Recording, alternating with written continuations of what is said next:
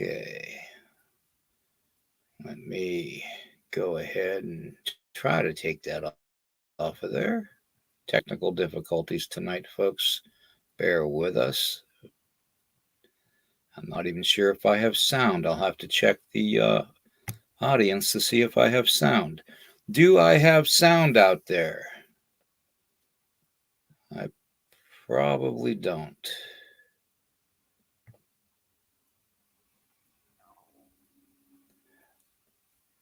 Do we have sound out there, Aussie Sue? Chiro, anybody? Okay, I see Dennis says yes. Let me bring Dennis on. Okay, good. We have sound. Well, it's not working on my end. I don't know why. So I have no idea why. I can't tell if I'm talking or not. So, anyways, we're going to bring Dennis on and we are going to get into it. And Dennis, I hope he's done his research because I haven't had time to. I've been really battling lately. So, let's see. Well, I'm not sure if you're broadcasting here. Hold on a minute. I'm not getting it. You know, I usually have it back up on my phone, and it's not coming on as if you were broadcasting at all. I don't know.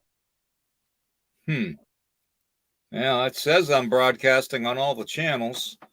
So I don't know. It's weird. It's really weird how all these technical problems. I mean, I almost didn't make it coming on tonight because of all the technical problems. So, in fact, I still got problems. Pretty late coming on. I figured something was going on. Is anybody out there hears us? Can you kind of give us a little clue if we're broadcasting? Okay. There I go in and out. Look at that. Unbelievable. Okay. There you are. All right. Yeah, there.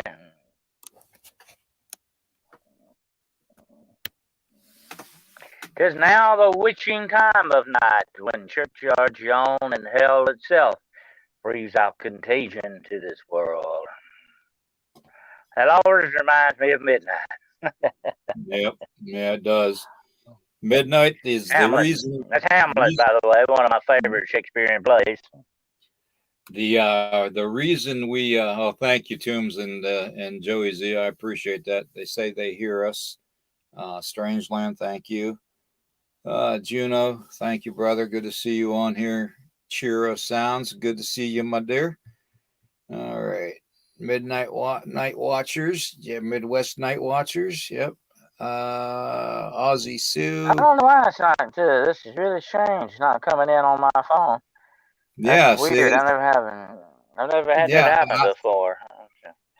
Usually I run it in the background, you know, as backup, just in case something goes wrong. But it's not even. I'm hitting a link to go to that to watch it, but it's not even working. I don't know. Yeah, see what I mean? It's weird. It's really weird. I mean, it ain't no big deal, but I never had that happen before. It's weird.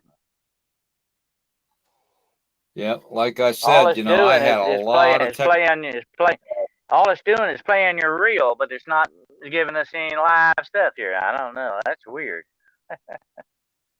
But anyway, Midnight's Monsters, huh? It's a premiere show. By the way, I got a question to ask you. Do you know what this is?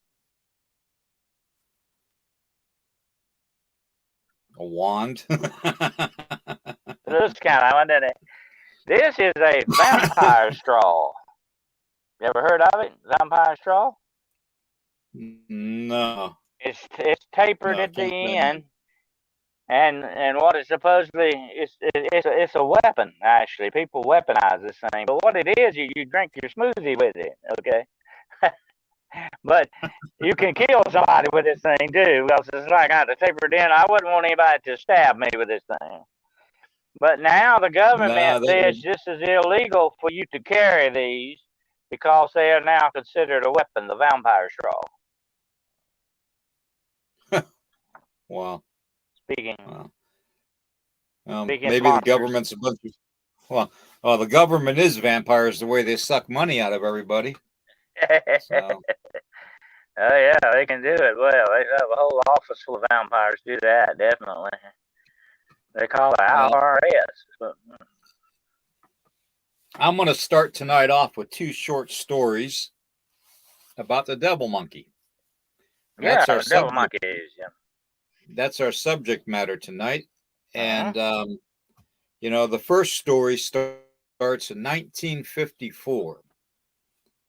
A couple Uh-huh. driving home from a friend's house, from a gathering at a friend's house in West Virginia, was driving along this dark, windy road in the middle of nowhere. Wind was blowing against the trees, and the trees were creaking. They had their windows down, and they were just driving away. And the next thing they know, the wife of the guy sees something in the mirror of the car running behind them. And she described this thing as looking like it was as mad as the devil. So the man sped up the car, and the thing ran faster after the car. The thing caught up to the car, and the wife is frantically rolling the window up in the car. And the devil monkey's running alongside the passenger side of the car, trying to get in through the window she's trying to roll up. They described this thing as being about 3.5 feet tall and hairy, with a tail and vicious fangs, looking like a devil monkey. Okay. The second one was in 1963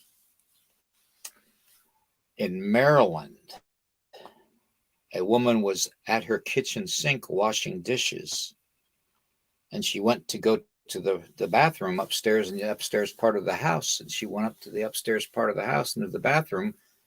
And as she was finishing up washing her hands at the bathroom, hurtling at the window.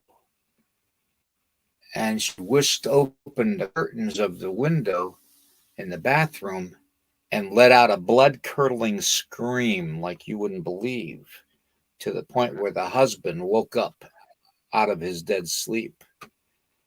And he got up and he ran into the bathroom, and he saw what his wife was screaming at, the red glowing eyes of this 3.5 foot, 4 foot tall, hair-covered creature standing there, glaring at them, foaming at the mouth, trying to get in to their home.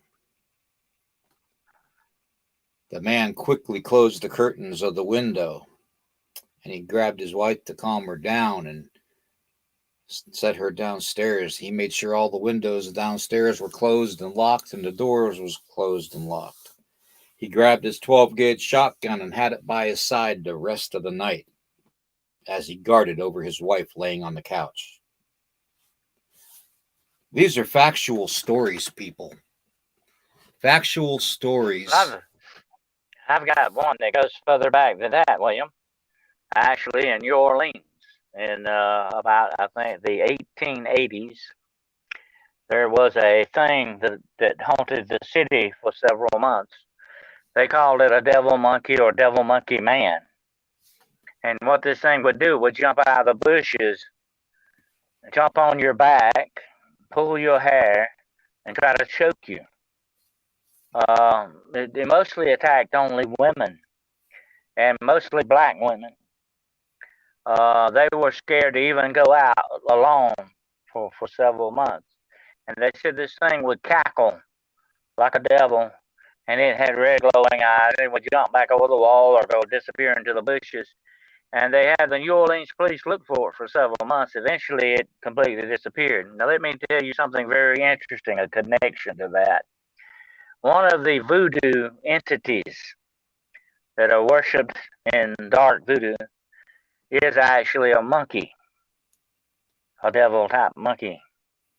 Is this the personification of a demon that was called up by the voodoo practice, or what? Very interesting question. Yeah.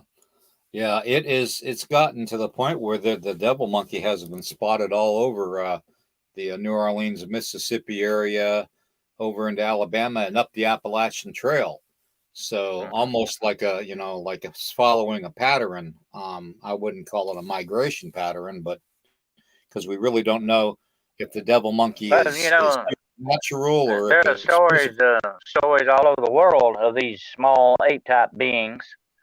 The orang pendek is one. I think it's in Indonesia that is seen. And they call it a devil because not only just because of its looks or the red glowing eyes and all this stuff, but the very actions that it takes are just downright evil and mean. It's not like a normal animal. It's not mischievous. It's more like evil and just downright ornery and destructive. In that respect. Right. That's the thing that kind of sets the devil monkey apart from other cryptids. This thing has a very dark and evil nature to it. When you look over the devil monkey reports, and like you and I've said before about the red eyes, that's a demonic giveaway for sure. But I just wonder if there's a voodoo connection to this. Is there some kind of voodoo connection, dark magic connection to this devil? Because let me tell you one other thing, and I'll let you take back up. There is a demon that looks like an ape. He doesn't have a name as far as we know in demonology. He is simply given a title. He is called the One That Follows. And he is a demonic curse. He's the precursor of a demonic curse. In other words, if you curse somebody with this demon, they will attach to you. Nobody but you can see it. They will attach to you, follow you everywhere, show up wherever you go. You can't get away from it. Nobody else can see it, but it will eventually drive you insane to the point of suicide. That almost makes you question how much a lot of the mental health problems are caused by the supernatural. Because I know numerous people that have committed suicide, and they lived almost perfect lives, is up to a certain point, and then their lives went to crap and they committed suicide. So it almost makes you think that's the way the demonic works, William. They're cowards. They don't come out and attack you full frontal, like, if you could do something about it, more or less. They're sneaky that way. They kind of get you, like the devil monkey I described earlier. They get you from behind. They get you to kill yourself. They get your life to the point where you want to kill yourself. They just get out of the misery and depression and darkness and negativity of it all. Exactly. Well, the devil monkey is demons of suicide. Yeah. The devil monkeys. If I were going to, let me put this way: if I were going to be a demon, I'd probably want to be something like a devil monkey. It really scare the crap out of people. Really do the things I wanted to do. If I were going to take on an animal form, that would be one of them. Definitely. Now, there was a sighting of a monkey-like creature with a tail and red glowing eyes in Mississippi by a gentleman that was driving down the street in broad daylight, and he saw the red glowing eyes, and he didn't think anything of it. He just figured somebody's monkey got loose. Here's this almost 4 foot tall ape with a tail behind it running across the road in front of him as he's driving his pickup truck, and he gets past it, and he sees that it turned and stopped and started to chase his truck, but it stopped and wouldn't cross the road again.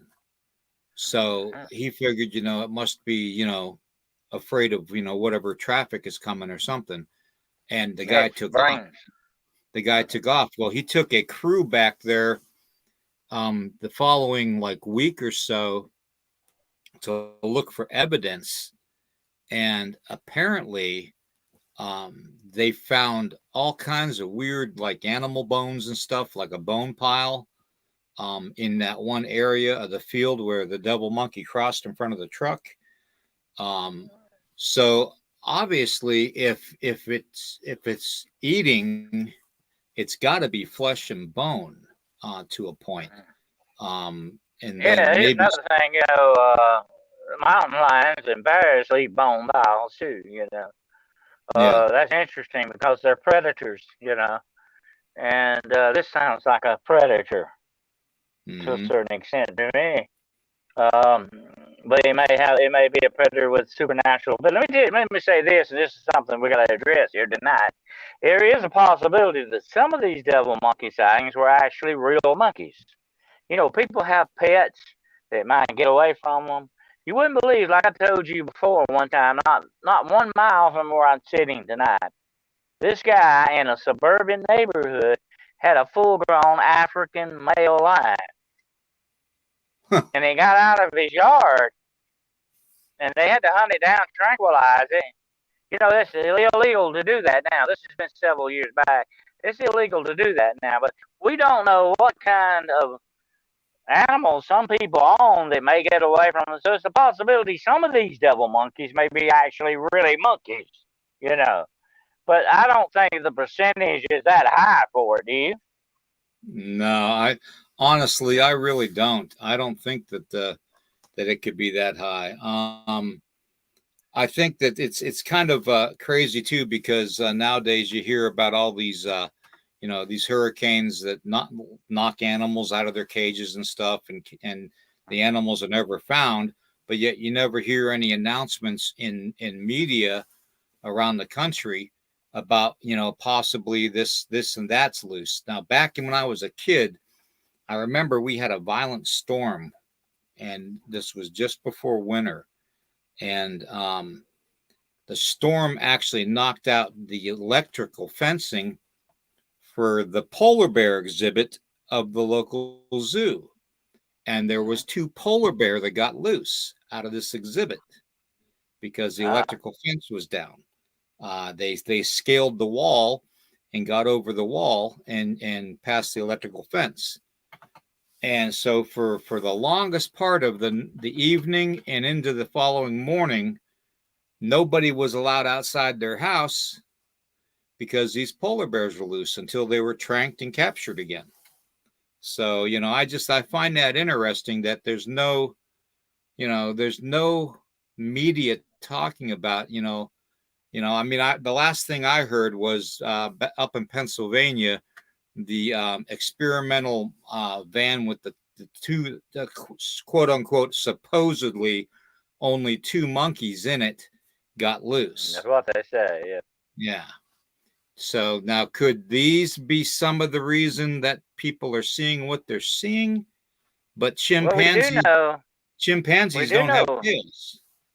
we do know the government and other auspices of science do a lot of experimentation on apes and monkeys. They use them a lot. They used to use dogs, and they still do to a certain extent, but not as much as the public found out about the dogs, and they really put a damper on the dog experimentation.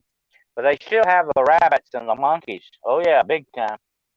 And one of the interesting things about the devil monkey to me, or any animal in a zoo, what you were talking about getting away, it's just like all animals have that means or desire, and that includes human beings, to escape when they are held sort of, against their will. Even animals do that. And it's uncanny, William, how some of these animals can do that. I've heard about wolves escaping from zoos. And they said, there was no way possible these wolves got out, but they got out, you know. But I'm gonna tell you this, and we gotta remember this. It's kind of like the Night Stalker TV program.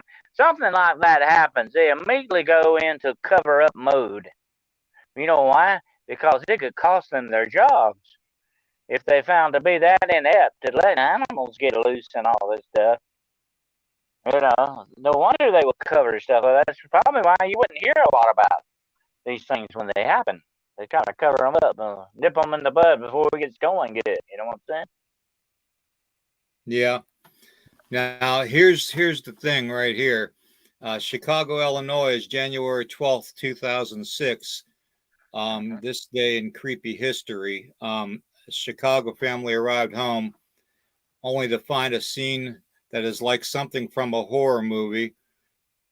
They opened their front door only to find that there a vicious creature attacking the family dog.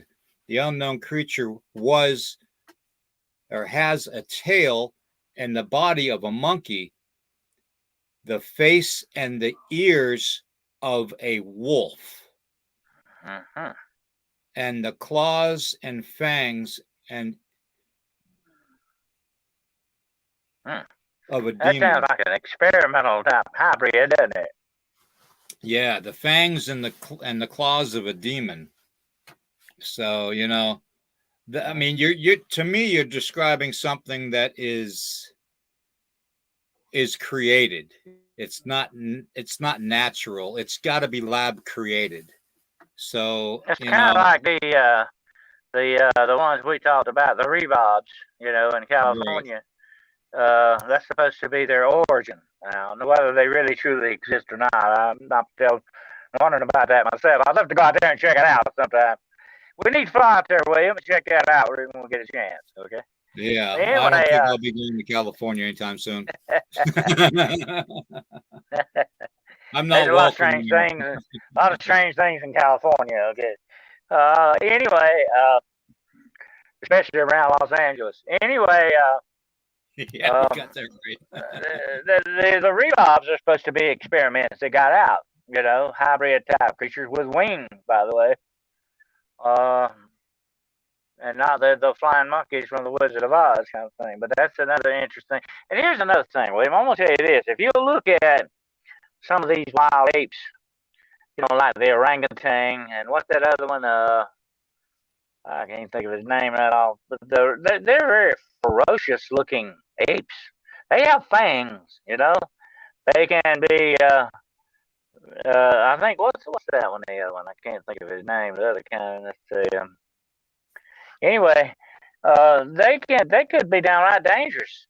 I mean, even a chimpanzee can rip your face off. Think about that a minute. Yeah. Well, I know that in Ohio in the 1800s, they found bones of a baboon. Baboon. That's what I couldn't think about. Yeah. And when a couple got attacked by a Bigfoot, by the grass man, and the daughter of the father that was getting attacked by the Bigfoot, hit the Bigfoot with a good sized rock, and got it off the father, and they ended up running away. But they went and they found the bones of a baboon very close by. So is this the devil monkey? A wild baboon that's been around in the United States since the 1800s, and just got genetically weird because of the climate? I don't know. Well, here's the thing about that. If you're gonna have wild monkeys, you're gonna have a population of them, or they would die out, because they're not native to this place. You'd have to have a whole bunch of animals to continue over that many years to breed. You know what I'm saying? Their lives would not be that long. But here's the interesting thing about it, though. Have you ever heard of the? I think I sent you some information on the apple twitch. The apple twitch. Yeah. Is an interesting cryptid. It's described as a no more than 5 foot tall type of an ape that steals apples.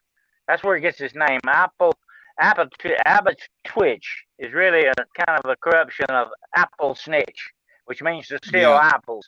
They're supposed to hang out in apple trees and all that. So that's a very interesting cryptid that would have, I think, something of a correlation with the devil monkey. Yeah, that's a legend from Lancaster County, Pennsylvania, the apple snitch. And the word snitch actually means like demon or prankster, or mad prankster type of a thing. In almost wording. Dutch thing, yeah, it's the Dutch thing, right? And to believe it or not, they have a thing that they put on their barn to protect their barn animals at night, it's a signia, like a star, to protect their barn from this thing. Yeah, this thing, they to this day they still have a festival every year where they all walk up to where the original sighting was, and they throw apples up into the woods, of Hopefully, this entice town. them to come out. Yeah, entice them to come out. So, but they haven't. But they're more seen at an early evening or late night than anything. But yeah, that's in Lancaster County, PA. And I wonder if our good friend Lon Strickler has ever investigated that incident. I don't know. I might have to put a bug in his ear on that and see. Yeah, I'd be kind of curious since he's up that way, But anyways, that's very strange. It's a very interesting cryptid, and I sent you some drawings of what it supposedly looks like. And to me, being no more than 5 foot tall and very lanky, and they say it's like an ape, but it has more human-like movements to it. Right. Would fit the bill for a devil monkey, definitely, except for the glowing eyes. I don't know about that, but but now it looks more like an ape than it would look more like what we're talking about, the devil monkey with the fangs and the snout. Like that sounds like a baboon, by the way, to a certain extent. The way that baboons are ferocious looking apes. You wouldn't want to mess with them. I know of a man that almost got attacked by a group of them in Africa. I think it was somewhere like that, and he barely got out with his life. All right. I want to let Sean know in the comments. I've been watching the chat. Shane, Sean. Why did I say Sean? Oh my God, Shane, Ryan, Crisp. Like the crisp Keebler's crisp crackers. I want him to know that he is not the only thing strange in California. He's got a lot of company. Yeah. The reason I don't go to California is because I've always had this overwhelming feeling if I went to California, it would probably fall off and crack off into the ocean. So that's the only reason I don't go to California. So there you go. But there's definitely very strange things around LA, Shane. We know that, definitely. Well, yeah, I mean, Shane, have you ever checked out the Rebobs? That's in Napa Valley. So, that's not too far from, from, I guess, where you need to check that out, Shane. Let us know what you find out. Yeah, check that out and get back to us. What's the interesting thing about the Rebob, Shane, is they are only in one location. You don't have to look all over the place for them. There's only one certain road that leads through there that they're supposedly seen on. So it wouldn't be hard to find their stomping ground, so to speak. Right. I find it fascinating to think that they could have flying monkeys in the Wizard of Oz. I always like what the Wicked Witch would say. I've got flying monkeys and I'm not afraid to use them. Yeah. I don't know, those things, they were kind of cool, but they were still kind of creepy. So they good. Shane said he's going to check into that for us. So I like that. Monster Radio said the only way Shane is weird is it's so normal. Californians don't know what to make of him. That's pretty good. That's pretty good description there. Yep. You're that coming from somebody that was probably afraid to eat raisins because he used to see the California raisin commercials, thinking that they were alive. I can't eat a raisin, Mom. I can't eat a raisin, Mom. They're alive. It would be close to manslaughter, wouldn't it? Okay. Yeah. Manslaughter. Yeah. Shane says he'll check them out for us. No.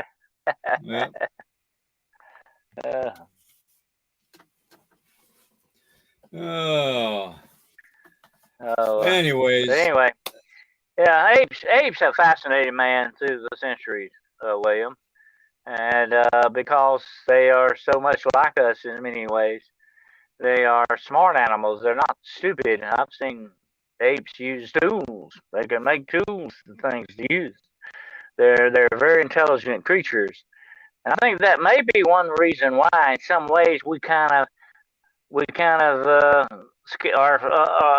fear of them in a little ways. So like a fear, or they unsettle us because they're so much like us in a way. You know what I'm saying? Right. I think that's got a thing to do with it too. Yep. But a Yep. I devil monkey, agree. I don't think I'd want to run into a devil monkey. Nah, probably not. Definitely wouldn't want to run into a demonic monkey if Yeah. that's what he is. Now there's But been a couple times around here late at night that I've had to go outside because we've heard something on the roof, or something in the trees. And you don't know what it is. By the time you turn your flashlight on, you look for it and all that, and it's gone. there, there are reports, William, of devil monkeys throwing rocks on people's houses. Yeah, true. I didn't think of that. But Yeah. the one night I went out, I thought there was a bear on the back porch, and this was probably about 11:30 at night. And I went out there and checked the back porch out. I went out through the front door and went around. And just as I turned my light on, something above my head on the roof of the house took off. Yeah. And I don't know if it was, but it was obviously flying because it didn't jump down on the ground and run away. So I Could don't have know been if an it owl or maybe it was an owl or like something, that. Yeah. So that's what I was I had thinking. that But happen to me one night. Listen to this. This happened to me several years ago, and there's a sidewalk in front of my house. And I went out one night. I usually always lock my front gate at night, just to impede thieves from trying to get over and make it harder on them. They can only get over the fence if they want to, but make it hard on them. And I look, and there's something out on the sidewalk. I said, well, what is that? I thought somebody threw a bag of trash out or something. But it moved, and it turned around. It was the biggest barn owl. And he was sitting on the ground. I don't know if he had a rat or what. But he was standing there on the sidewalk. And that thing took off yeah, over my head.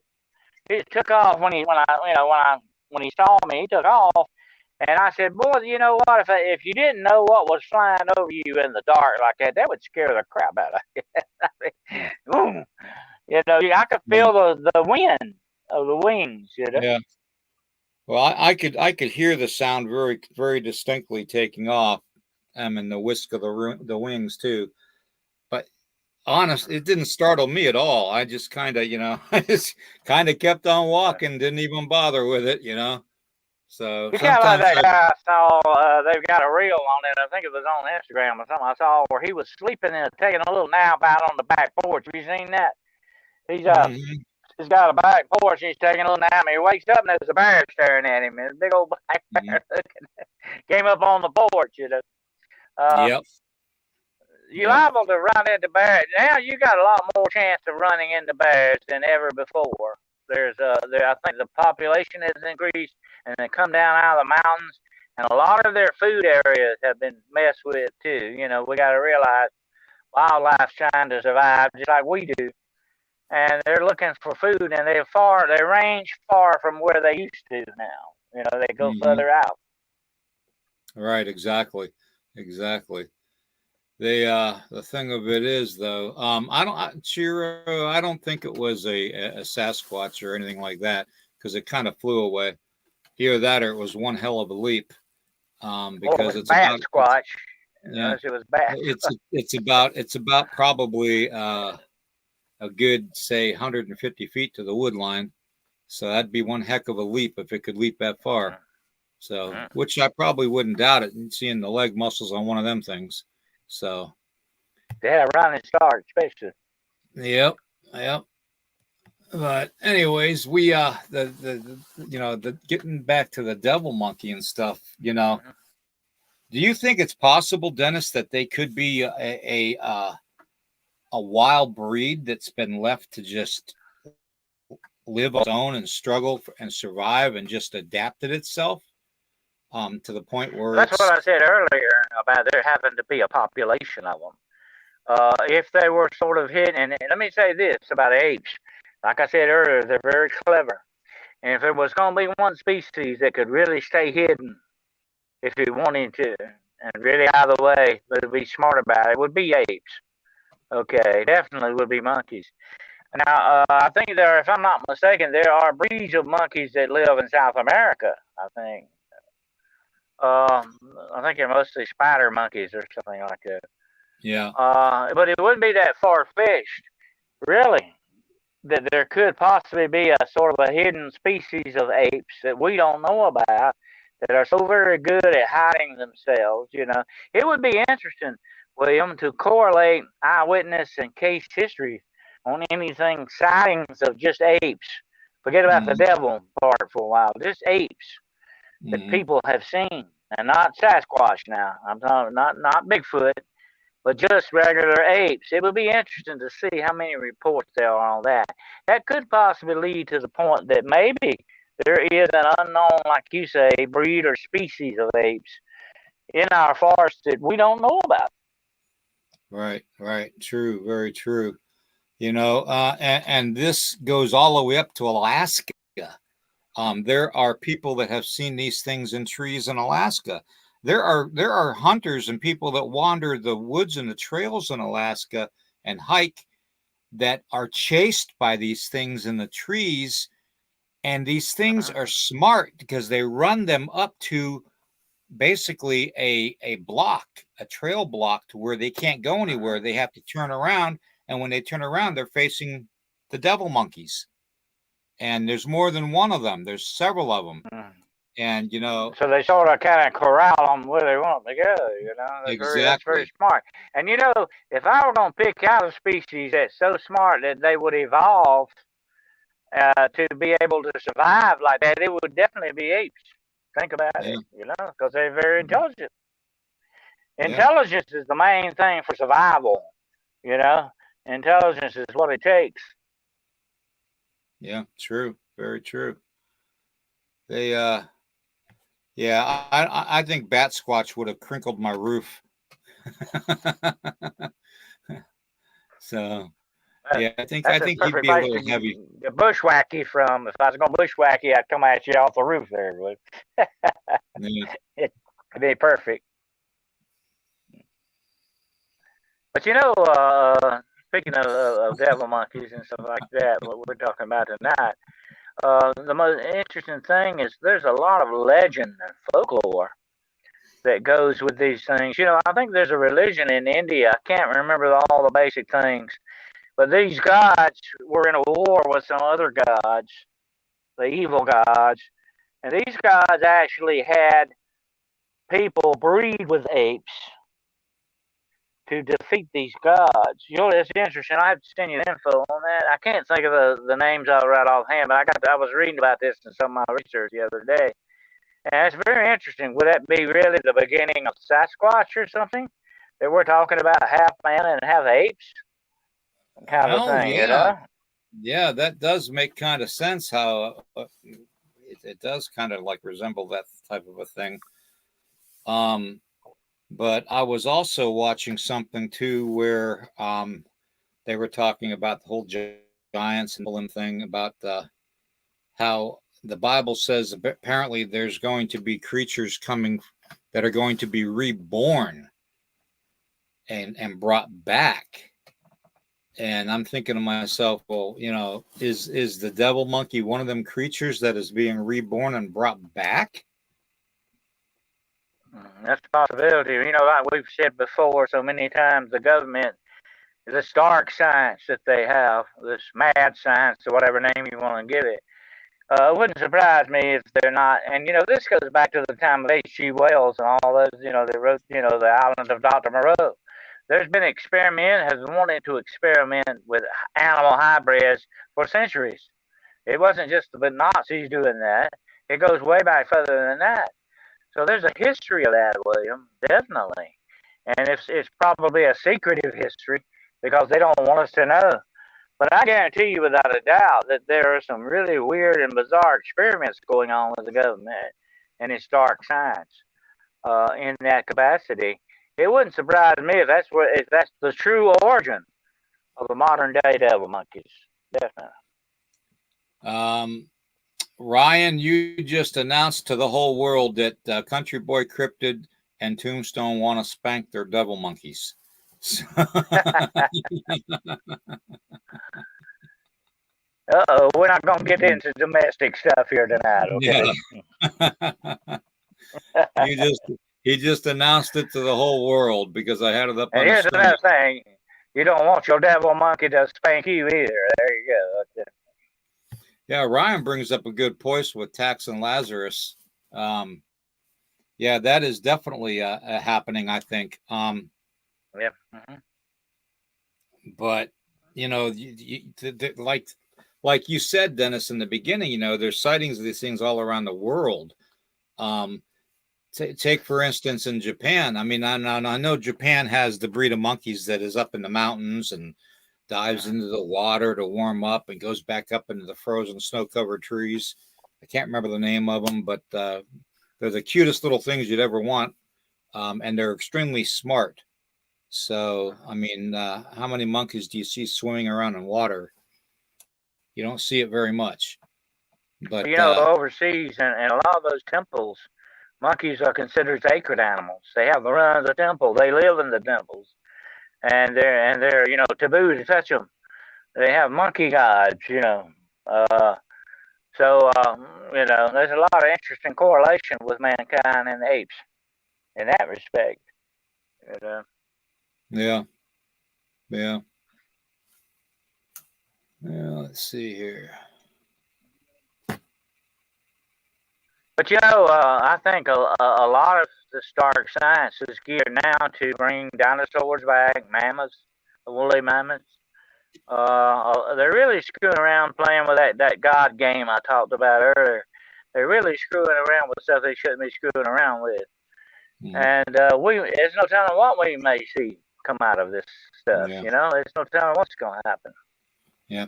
Or Ryan, do you think that it could be the opposite of that? Is it God telling mankind, you do not get to bring them back because I destroyed them? I didn't want them here. That was the will of God. I'm going to tell you something about the dinosaur. And let me say this right quick. And this is a contention about biblical scholars have talked about this. The book of Genesis says in the beginning the earth was without void, was formless, and that word is actually Greek meaning chaotic. It was all chaotic, and it was all messed up. It was corrupted, so to speak, and that what came out of that were the dinosaurs. Because if you look at the dinosaurs, they are downright evil-looking, unnatural things. I mean, you wouldn't want to live in a world of dinosaurs. You really wouldn't, because you could get in some big trouble that way, definitely. But dinosaurs were considered almost demonic. And that God has a reason for putting the dinosaurs out, for taking them out, so that man could increase on the face of the earth. And if it were the will of God, if you were trying to bring the dinosaur back, you would sort of be thumbing your nose at God, wouldn't you, William? Yeah, true. You'd be making yourself on the same level, basically, and I don't think that's God. I don't think that's ever going to happen. So, that's what I said. I said on my show the other night. On my show, and I got one I got to do Sunday night.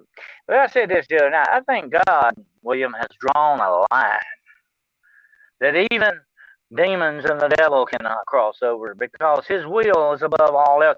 If that were not true, these forces would have obliterated us a long time ago. They would have got rid of us a long time ago. They would have destroyed this planet we're sitting on here tonight if they'd got the chance. So I think there's a line, there's an invisible line you don't cross with God. You know what I'm saying? Yep. Yeah, true.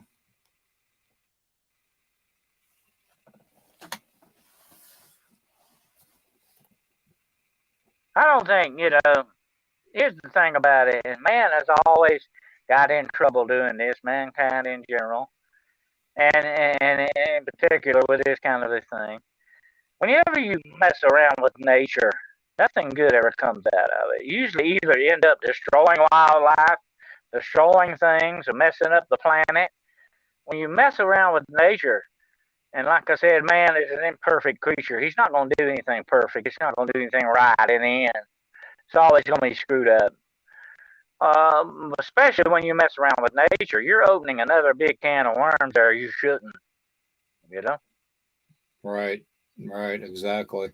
It's not for us to question why these things exist and if they exist. Because mankind is mortal, and as mortal as we are not given the authority to question and assume.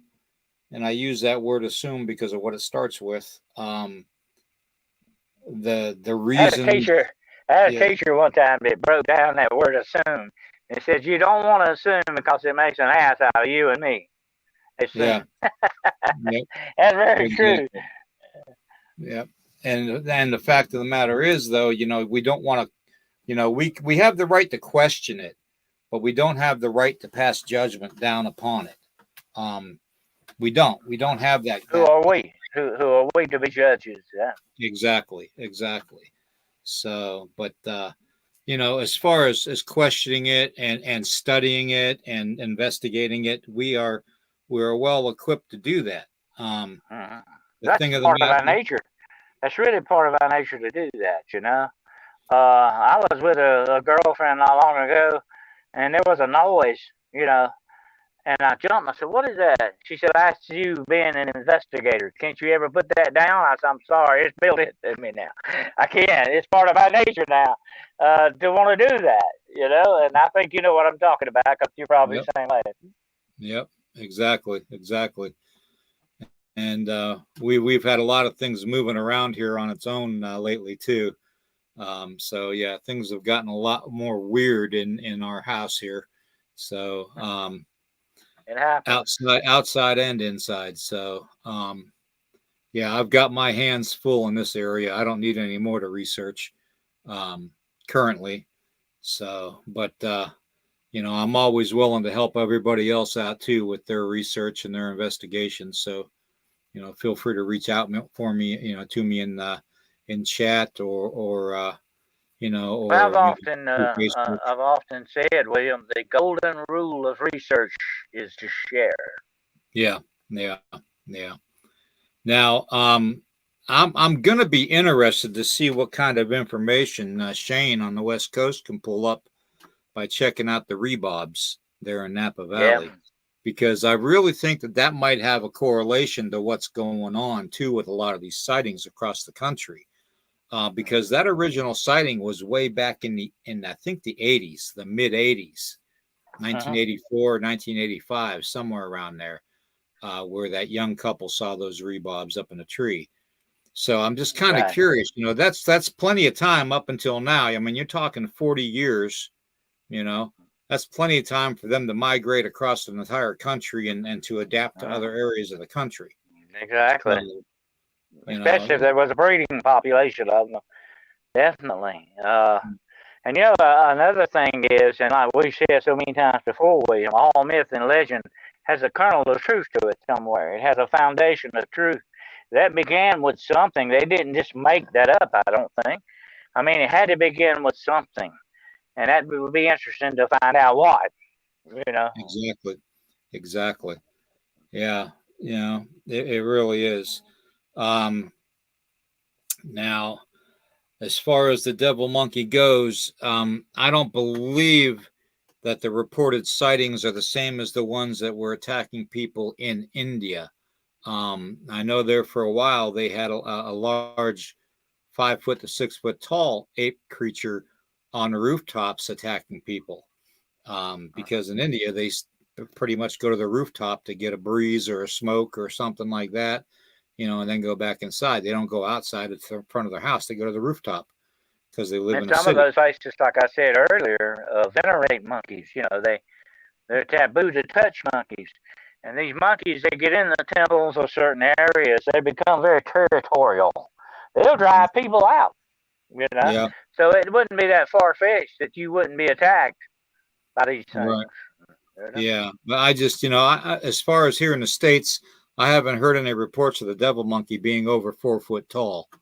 So, and to me, a 4-foot tall devil monkey is plenty big enough. So, oh yeah, oh yeah. you know, I mean, considering And, that and what the description of that apatwitch is about no more than 5 foot tall. That would yeah, be plenty enough too. Think about it. yeah, I just wonder, the reason I came in with the apple twitch is, could that possibly be connected to the devil monkey in some way or another? right, exactly. Exactly. And or could it be related to the bones that were found in Ohio? Because Ohio, that uh, part of Ohio in I think it was Lorain County, Ohio, uh, is not very far from Lancaster, PA. It's a straight no, shot. not far. It's Uh, a straight shot right that's a across the state possibility. of Pennsylvania. Yeah. Like I say, it is a very, since we're talking cryptozoology tonight, it would not be that far-fetched to me if there was some kinds of species of unknown apes out there, and I'm not talking about Sasquatch because he's accused of being that a lot. Right. But we're talking more smaller apes. Well, that would be easier to hide, by the way, and they're, like I said, they're very intelligent. It would not surprise me, if one day we found out that there was an unknown species of apes perpendicular to North America. You know. Right. Now I'm going to pull up a picture here. I'm going to see if I can find it in my files. Descriptions of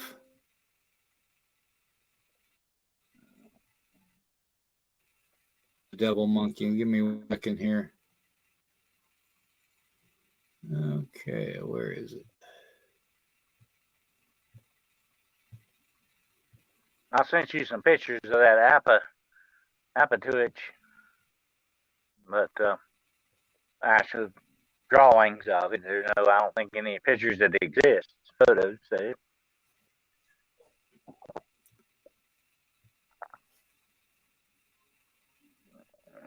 That looks very much like a baboon. Look at it. You know. Yeah. Except for the tail. I don't think baboons have tails, do they? Or very short tails. Anyway, Yeah, they got tails. I'm thinking about the orangutans. They don't have tails. Anyway, that looks like one to me. That fits the description. I'm saying, although it's more monstrous looking than one, but that looks very much like one to me. The fangs, especially, and the nose, the way the nose is, Yeah. looks a lot like a baboon. I'm looking at the side of the face here, where I'm showing right now on my face. I'm looking at that section there, and that section there looks like the what do they call that one baboon in Africa? The royal baboon, where it's got the bright red on its sides of its face, the snout, to give it almost like a war paint look. That's what that looks like. That could be a correlation, William, with the red eyes thing too. Yeah. If somebody saw red, they would think that maybe to be the eyes, not necessarily be the eyes. You know what I'm saying? If there's a little red there, if you're frightened by something like that, that's a real bright blood red too. Yeah. Yeah, definitely. So, but yeah, that's interesting. That's very interesting how much of a baboon that does look like. So, and the fact that the bones are found in Ohio. It just seems to be that I think if somebody actually researched it solely researched the devil monkey itself, they would probably find a quick correlation to the baboon being loose. That would be my prime suspect. Right. Put it that way. And breeding, and it very well could have bred with another monkey, a tailed monkey. That's possible. So, and that's where the tail came from. So.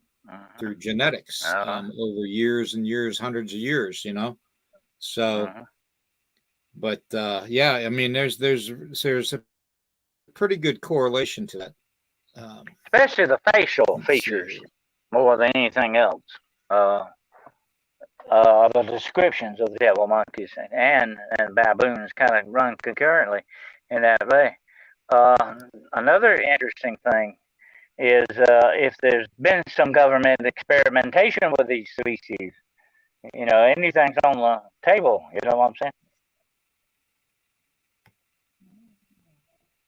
Well, monkeys overseas exist in snowy areas. Look at and speaking of Sasquatch, look at the Yeti. They exist in high mountain ranges with snow and everything. Like I said, these animals are brilliant in their execution of being able to survive in all different. They're very highly evolving type animals. Yep. I'm checking on something here real quick. Give me 1 second.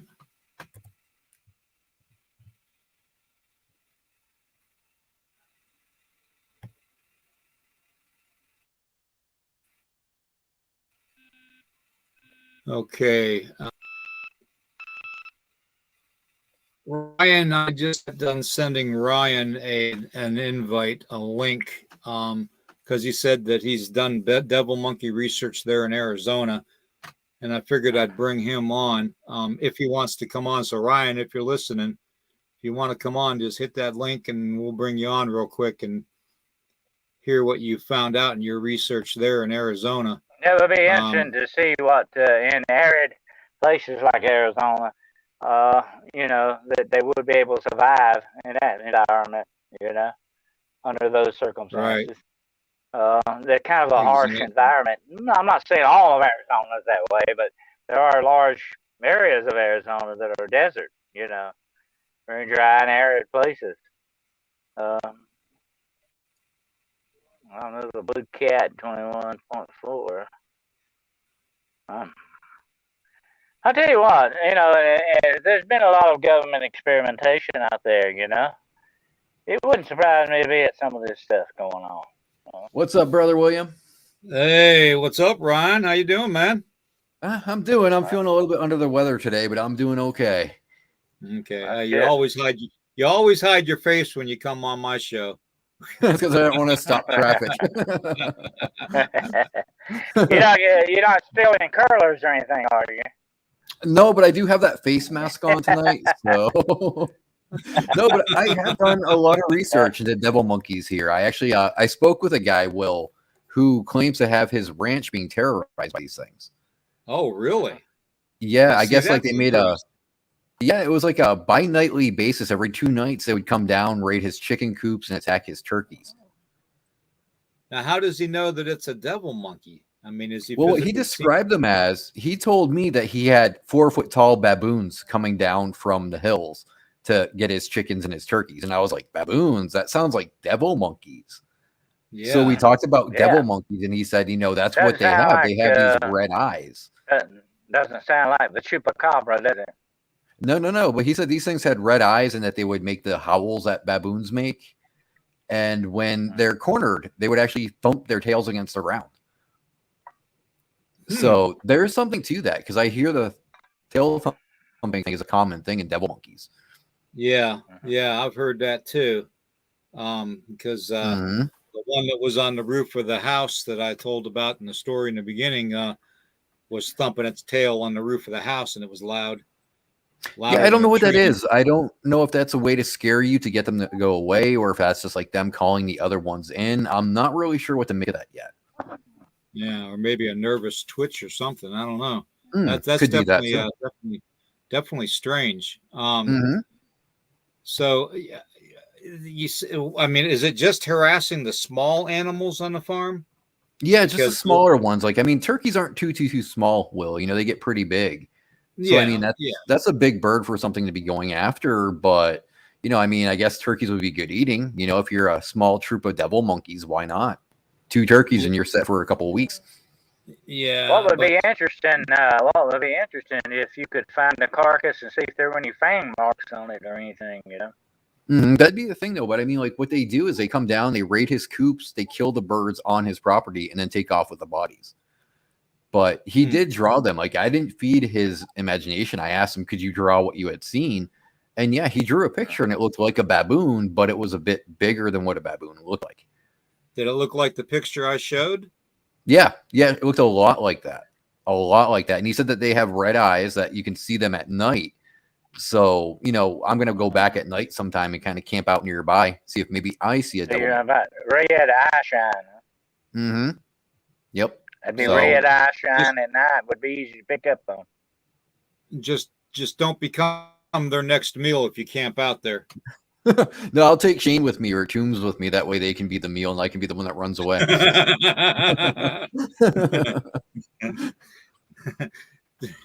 But yeah, they are here in Arizona. There's plenty of places to hide. I know it sounds weird for monkeys to live in the desert, but as you know, William, Arizona, the desert itself has a lot of water-giving plants. The cactus, the prickly pears. You eat those, you can stay hydrated.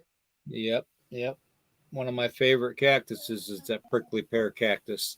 So, well, like I said earlier, so these animals are very highly intelligent, so they're geared towards survival in almost any terrain, really. Yeah. Well, we have in Arizona too is we have a lot of underground wells. Because you got to think ranchers make their ranches on certain properties for a reason because there's underground water veins. Yeah. So there's plenty of water around. You just got to know where to look for it, and animals know where to do that. Right.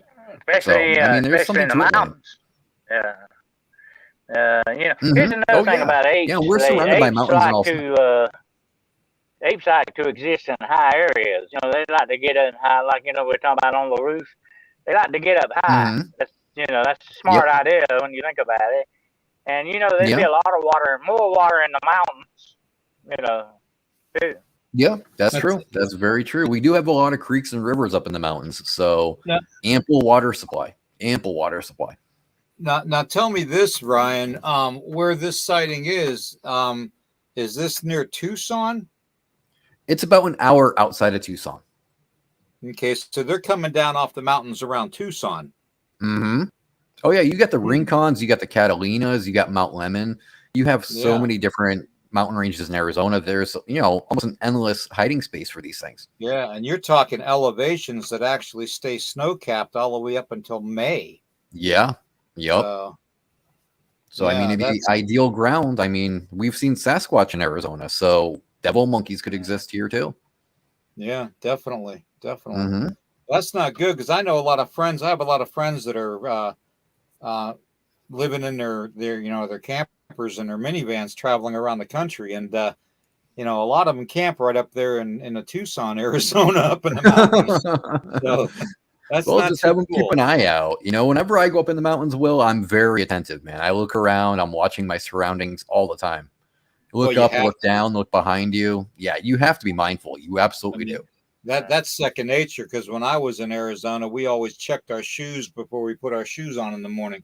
Oh, yes. You definitely want to do that. Scorpions and snakes. Yep. Yeah, I just had my first year encounter with rattlesnake this afternoon. So I'm like, oh, summer's coming around the corner. Yep. Mm-hmm. Damn things. Well, you got to remember, when you're in different places like that, you got to remember the wildlife and what's around you. Can affect you very badly if you're not careful. Oh yeah, one false step and you could end up dying from getting bitten or stung. So yeah, you have to be incredibly careful. Yeah, I'd be curious to see what kind of missing 411 type of things they got going on there in Arizona. I think they have quite a few. I know there was a friend of mine that's looking into that, and he said there's quite a few out here. So that doesn't make me feel good when I go out, but it is what it is. I wonder if there's any way we can... a national park near there. Definitely, yeah. I think. Yeah, we've got quite a few here in Arizona. So, we got Grand Canyon, we've got Colossal Cave. So there's a lot of stuff here. Yeah. Mm-hmm. Yeah. Now, I'm just curious to see what kind of correlation it would be with the missing people and the areas of Arizona that these cryptid creatures were seen in. Yeah, I think there's going to be a lot of correlation. I really do, William. Especially out here, because you get so many reports of aggressive dogman. Even Bigfoot's kind of aggressive out here. Yeah. So I think it's going to be behind a lot of the missing 411. That's my personal opinion, and I could be wrong, but. Interesting. Very interesting. Makes me want to go to Arizona one last time. Hey, come visit me, William. Come visit me. We'll go out and we'll do some investigations, you and I. You wouldn't be able to get me out of court site. That's okay. I'm willing to risk it. Come to AZ, man. I know too many people down there. Oh, there you go. Well, all the more reason to come down. Well, I'd like to sometime. That's for sure. Maybe Yeah. sometime here in the near future. Definitely do. So, but if you want, William, I'll keep you updated on my devil monkey research. yeah, definitely, because I'm doing my own research up this way, and it'd be kind of curious to see what kind of things relate to each incident. So, oh, I'm sure there's gonna be a lot of correlation. I really do. Well, we already got one, the tail thumping. Mm-hmm. Yep, and the red eyes. That's two. Yep. Now, what about the boxing them in and corralling them into like a dead end trap? Have they done that? I'm guessing that's how they got the turkeys. I mean, it's probably not just one grabbing it. I'm sure it's a couple of them working in tandem. Yeah, because so they would have to box in. Yeah, I'm running into things where they're actually, boxing in at the end of a trail with tree foliage, with tree fall and stuff and branches, and chasing people and animals to that point, that choke point. And so herding mentality. Okay. Right. That is clever. That's smart. Yeah. Well, there are stories of wolves doing that. Animals are very smart when it comes to being predators. Oh, yeah, they can be. They definitely can be. Well, that would mean that these things probably learned from the Aboriginal people here in America, because we used to chase buffalo off of cliffs. Yeah, that's true. Yeah, I guess it's pardon the pun, but I guess it's monkey see, monkey do. Yeah. Well, I mean, as far as that goes, that would mean these things have been around here a lot longer than a couple hundred years. Oh, yeah, definitely. Oh, I mean, you got to look, William. There's that ancient baboon that we had that used to exist in Nevada. Yeah, there's a prehistoric species. I forgot what the name is, but they found bones of it in Nevada and some in California, I think, too. I wonder if that could be related to the baboon bones that they found in Ohio. Could be. I wouldn't be surprised. Like I said earlier, it wouldn't surprise me if there's an unknown species out there that's just very well hidden, Oh, I'm convinced there is. I am absolutely 100% convinced that there is. We just don't know where to look yet. Wow. Good. All right. Well, yeah, I'd definitely be interested in keeping up with you on information. Well, it's like this. Sasquatch is very good at being able to hide. Think about if you were smaller, how much better you'd be at it. And you'd be a whole lot easier to go off the grid when you wanted to. Absolutely. And yeah, definitely, William, I will definitely keep you abreast as to my research and when I go out.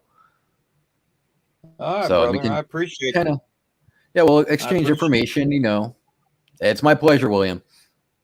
All right, well, man, I don't want to keep you any longer than what I have to. So I know you got your facial mask. I appreciate you coming on. All right. All right, brother. Well, it was my pleasure coming up, Will, and I'll keep in touch with you. All right, brother. Thanks, man. All right, take care, you guys. You too. Okay.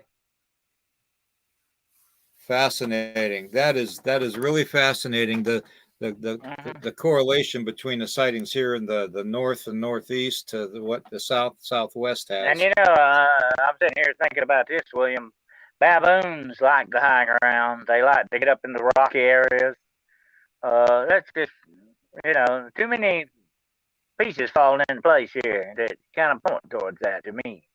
Yeah. That is just that's incredible the way it actually comes together like that. And it's like you said in the beginning, we as researchers and investigators, we need to work with one another on information, because eventually we're gonna tap into why these things are happening and why these things are being seen.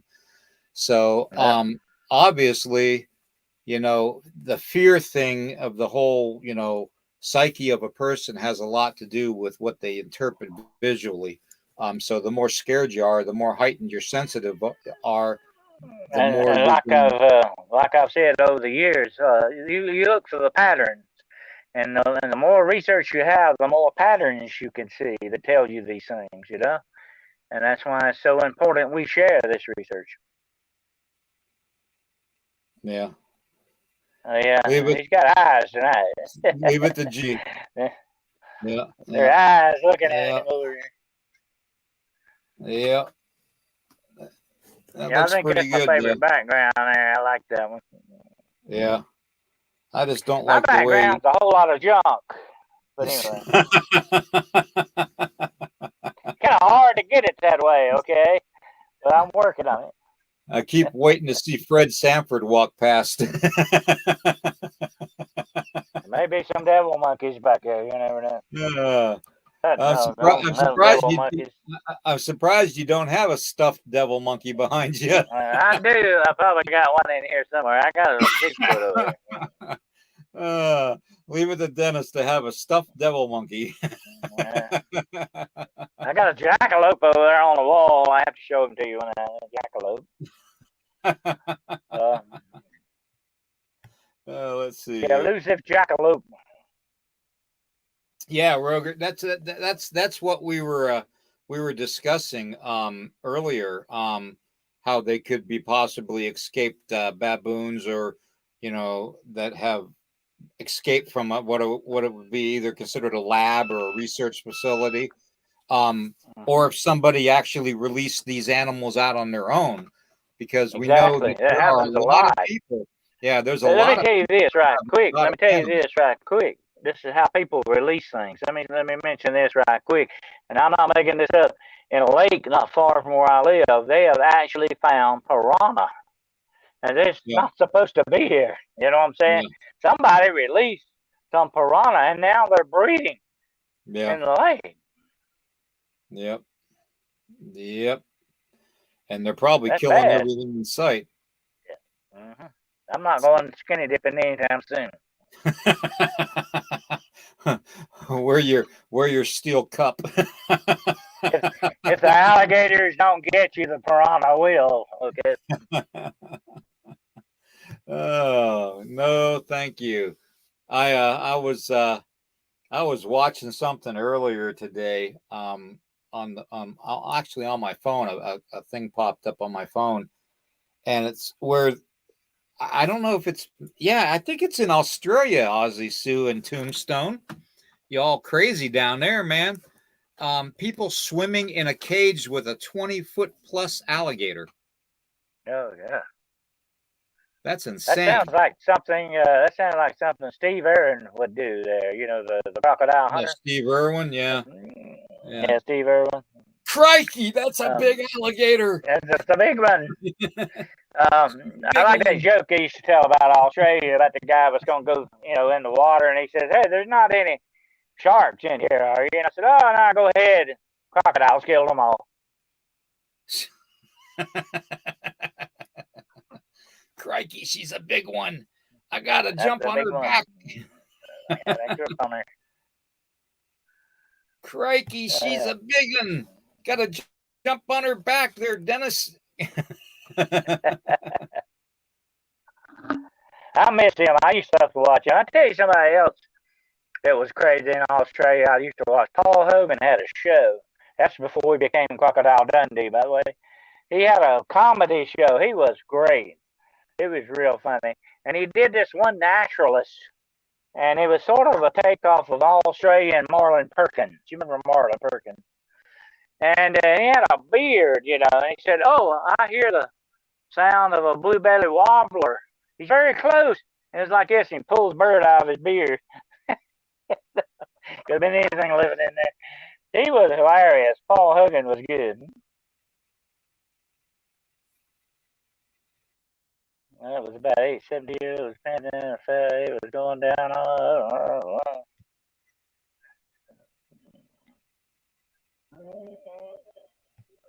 All right, folks. Damn it.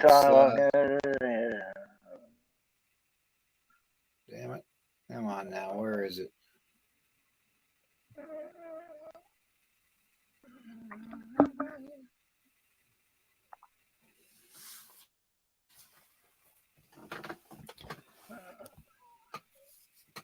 I guess the moderators aren't in chat anymore.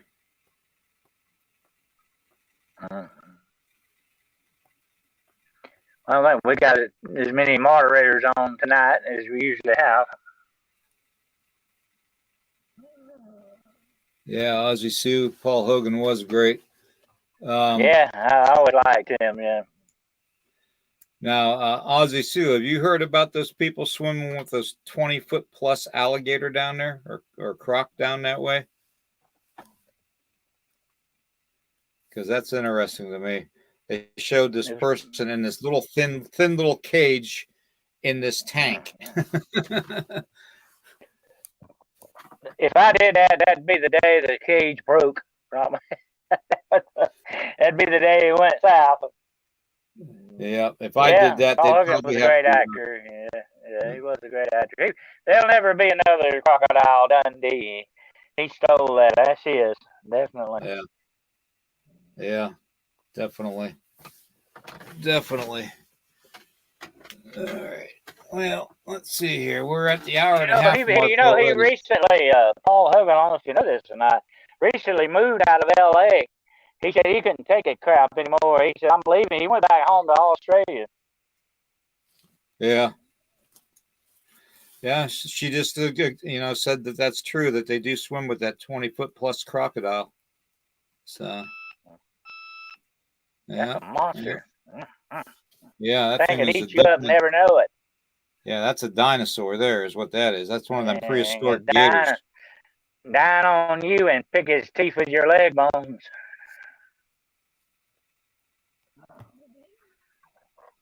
Good evening, spiritual cryptid encounters.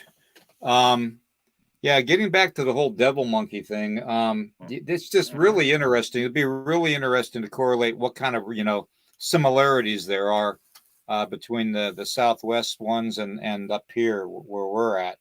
To me, you got different terrains. If you got different terrains and different environments, you're definitely gonna have different actions from these. Maybe even different temperaments. Yeah. You never know. Maybe the Southwest one is meaner than the ones up here. It's just going to be interesting what Ryan and I find out, and we will work together on this, Ryan. Just so you know, I will definitely work with you on this. So that's definitely a good project. But my suggestion is in Arizona, head for the mountains, because that would be the ideal place for apes. Like I say, they love high terrain. And here's the reasoning behind that. If you got the high ground, you can survive better with the high ground than you can with the low. That just makes perfect sense when you think about it. And that's where you're going to find more evidence of them, I believe, will be found in the mountains or the higher elevations.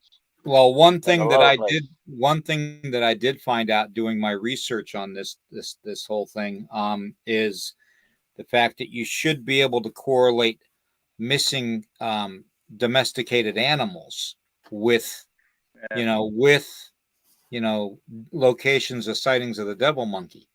Missing cats, missing dogs, missing birds. If you could find the carcass of one, and see what condition, how it was killed, if there were fang marks on it or whatever, that would tell you a lot too, So that's what I'd be looking for. I'd be looking for a carcass if I could possibly find one of whatever kind of animals are missing. That could tell you a lot. Right. Yeah. And one thing too is just like when I hunted mountain lion and stuff, and bobcats. Yeah, they're not going to take their kill to the same area, because a mountain lion will take this kill up into a tree. But, they're not going to take their kill to the same area. So do the devil monkeys do that too? Do they take their kill to the same area, or do they take it to someplace different every time? Would there be a boneyard? Right. Like I say, predators have boneyards. You could even find these little boneyards in the trees where hawks and eagles nest, because that's just the actions of predators. They can't swallow the bones, So that's a telltale sign of what. And if you could get some of those bones and examine them to see if there are any fang marks and all that, some of this could be the work of bobcats. I don't know how many bobcats are in Arizona. I think there are some in the desert areas, definitely. This could be the work of bobcats too. You never can tell. That's why it's very important to find these carcasses and more evidence, footprints, spoor, whatever, will tell you a lot of stuff on that. So there's a lot of different avenues of research you go into Yeah. on that. Spiritual encrypted encounters. We're trying to figure that out. I don't believe the devil monkey is the same as a rebob. If you know from your cryptid research, you know what the rebobs are in Napa Valley, California, that have been cited, which are kind of described like the Wizard of Oz flying monkey. Okay, but to us, a lot of the reports that we're getting on the devil monkey, including myself, Dennis, and Ryan, is that they're more baboon looking with a tail. No wings. No wings. And when they're confronted, they slap their tail on the ground or any surface that they're, and it's loud. It sounds like a tree knock of a Bigfoot. And a lot of times they like to attack from that high place too. Right, exactly. So, but yeah, that's the report, and the fact that they kill the animal there on scene and take the carcass away. So you're not going to find the dead animal on the ground. You're just going to see an animal missing. Okay. Or blood, you might be where some they blood. take it to, we don't know. So we don't know if they take the carcass of the dead animal that they kill to the same place every time, or if it's a different place every time. So if you could actually come upon a fresh kill and trail that thing, that would be your best bet. But that would be you'd have to be very terribly lucky to do that. Right. Exactly.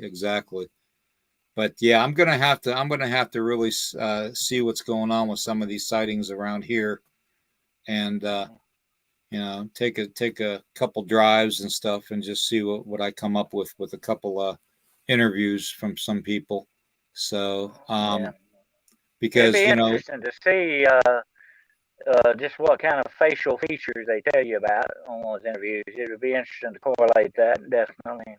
Exactly, and also is this a possibility that if you see a 4 foot tall one that you're seeing something with a snout, that it is a baboon type of a creature and not a dog man, or a gugway, standing on a stump? But it's an interesting thing. Let me interject here just a moment.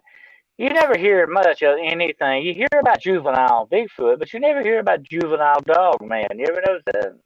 Yeah.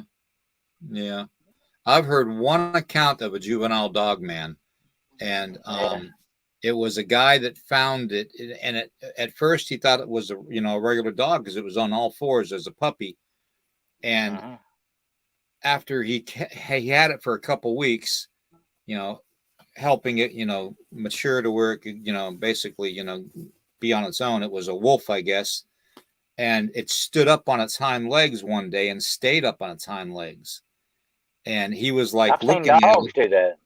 Yeah, but it walked on its hind legs, and he was shocked, And this guy said that this witness said that a couple days later, after the puppy was outside with him and his dogs, this big hairy creature came out of the wood line and looked like a big wolf standing on its hind legs. And I remember reading that. I read that account. Yeah, the puppy ran over to it, and the puppy was its mom or its father or something. So yeah, so that's very rare that you hear anything of the juvenile type on that. I just wondered, the reason I said that, if you have heard any reports of any what you would call juvenile devil monkeys, very small devil monkeys. I haven't ever heard of that. Have you? No. They're always full size. Right. Around 4 foot, something like that. Yeah, 3 or 4 foot tall. Yeah. I think the shortest report that I've heard of is 3 foot tall. So yeah, that's the shortest. That's about like a yardstick. Right. Yeah.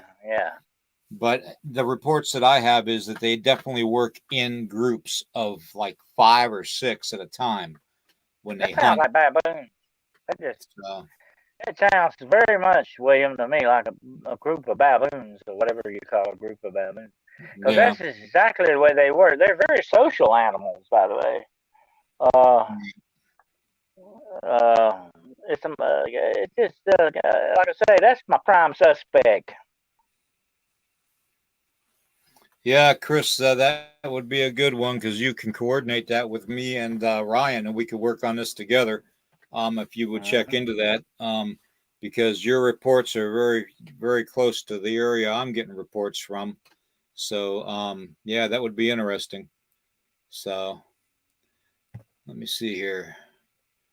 I witnessed 2 years ago about two flying gorilla-like creatures flying in a circle around me, but bat-like wings making a sound. They were Oh, huge. it's the Now, bats.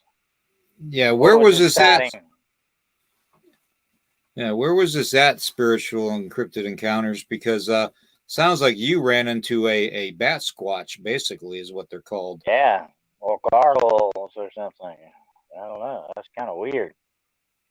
Flying gorillas. Hmm.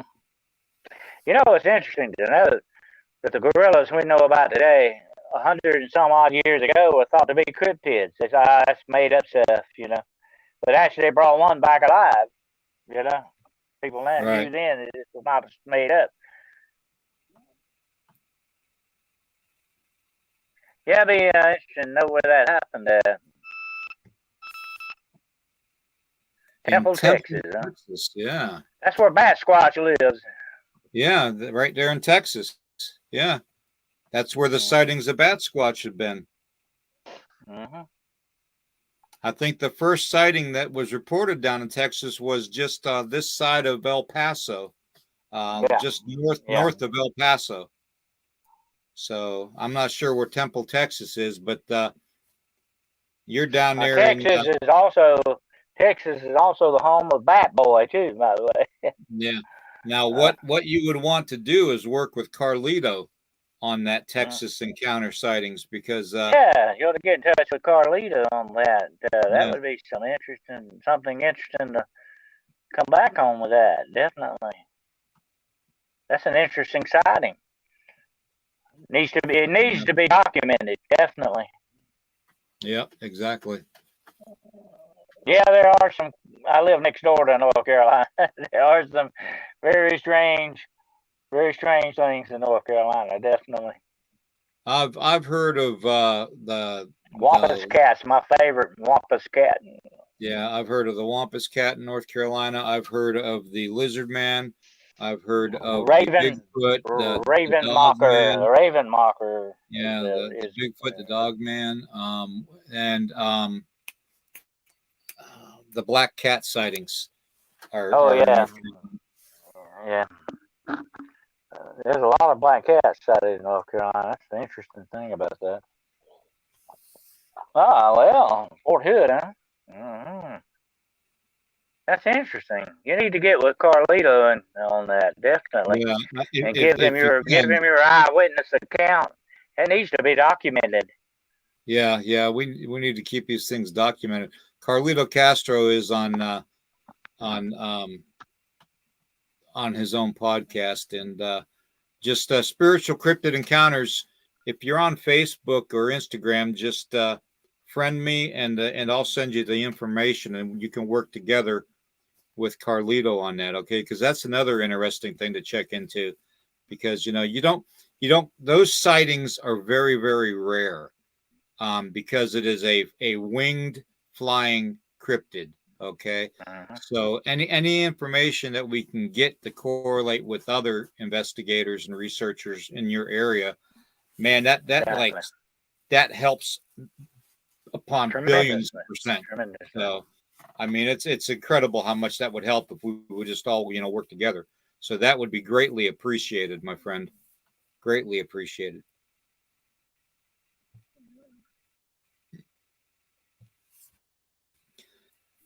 Yeah, you'd probably better off. Probably safer that way. I wouldn't go unarmed either, by the way. I tell you what, when you go out in the forest, and I'm not talking about Bigfoot or whatever, I'm talking about humans, okay? I'm talking about human beings, the most dangerous of the species. You need to be prepared, because you don't know what you're going to. There's a lot of crime goes on out there. Hopefully, they do this to keep out of sight of the public, but there's a lot of crime goes on. I've talked to a lot of forest rangers and people like that, and they say you wouldn't believe what's going on out there in the woods. And Right. Yeah. on top of that, you got the Satanists out there. You got all kinds. It's be very wary when you go to the woods. I'm not talking about Sasquatch or werewolves or anything right here. I'm talking about people, because there's a lot of stuff going on out there, Juju. So be very careful. Don't go unarmed, definitely, Right. or don't go alone. Exactly. Exactly. Well, we're at the hour and a half mark, over the hour and a half mark, and it is currently very, very early in the morning here. So I'm gonna call it a night on this end, brother Dennis, and All right. we'll continue this with another show in about 2 weeks, because we're gonna rotate this. So it'll be every 2 weeks from today. So it'll be, whatever the 2 week period would be on the end of that. It'd be like the 3rd of next month or something. So, yeah.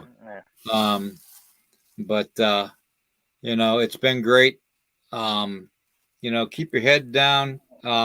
If you're going, one thing I always tell people, if they're parked out in the country and they're coming off of a hiking trail and it's getting dark, first off, make sure you have a flashlight with you, okay, so you can see.